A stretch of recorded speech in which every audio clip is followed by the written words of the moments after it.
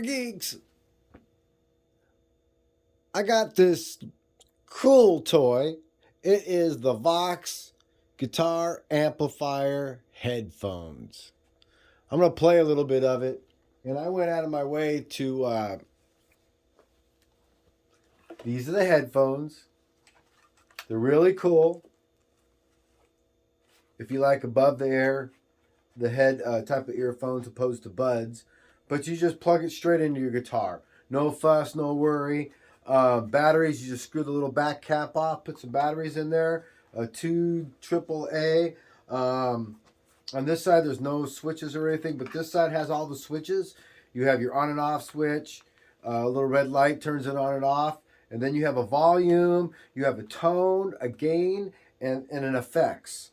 The effects are a blend of effects like echo, chorus, and reverb. They do give you this little you can feel it on your fingers to turn on the volumes, the different wheels, the volume, the gain, the tone, and the effects wheel to turn them from 0 to 10. It's really, I guess you could get really used to it after a while, figure out what is what. To me, it was kind of funky. That was one of the only funky things about this. So obviously you can't, here's the box. Obviously you can't mic these things to get the true sound. Closed back headphones. So what I did is I used these for a few weeks, got used to the tone. They have rock, bass, and the AC30 style sound. So they're really honed in tones. And I'll give you an example of what the tones is on the headphones by using my Vox combo amp. And it has almost the same sounds as this. This has a lot more tone. Different tones you can go through. This is like, again, it is the rock. It is set up for rock only. It doesn't really have a lot of play as far as tonality to change its genre sound because it's for rock. It gives you a little bit of a rock metal sound. Anyways, so what I did is dialed it in on the combo amp, what it sounds like on here. Because again, you really can't mic this thing to get a true sound. So in replication of this, I'm playing through this, which again, I chose a guitar with the pickups. I went to the battery on this, opposed to plugging it in, because having too much power wasn't the sound of the headphones. This has different wattage. I went to the lowest wattage. I'm using the UK style amp on this thing. The gain's like at 6, the tone's at high, and that'll mimic one type of sound on here. Really, on these headphones, I found that it was really the guitar and using the volume and tone on the guitar that really changed the tone on the headphones. So here is one of the tones that I got, and I'm backing off the volume on the guitar as well to mimic the sound that I got on that. So here, I'm just going to play common. This is on my, I always do this. This is on my cell phone, so you have exact replication of what it sounds like when you listen to something opposed to a processed sound. So I'm just going to do some basic chords that you would play at home in order to get the idea. God, too much, I know.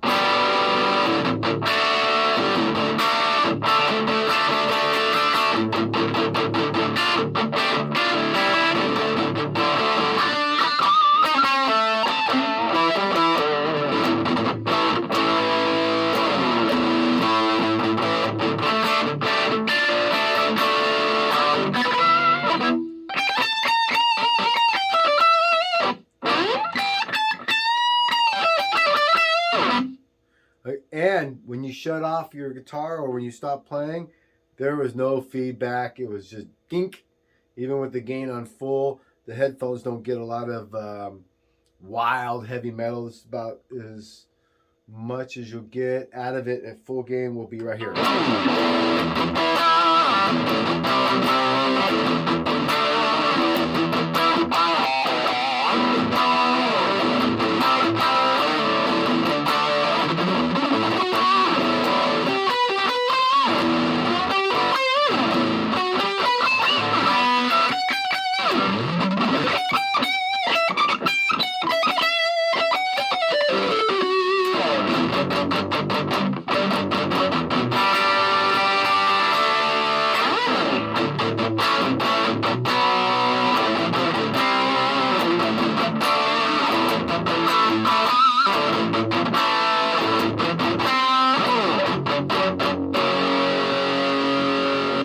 would be about as gainy as it gets. I really like the headphones. I find these are normally this would be my most portable. It's battery operated. I could put headphones into it. If you turn this thing off, I could put this into the headphone jack and just listen to this as passive headphones. Listen to music or whatever. It's okay sounding. These are $150. You can get better sounding $150 speakers for that type of purpose. But what's really cool about this is you can sit anywhere, like on a plane. As long as you have a guitar, you can put this on and be jamming. And it sounds good. It's closed back so people really don't hear it. You hear your guitar acoustically louder than anything.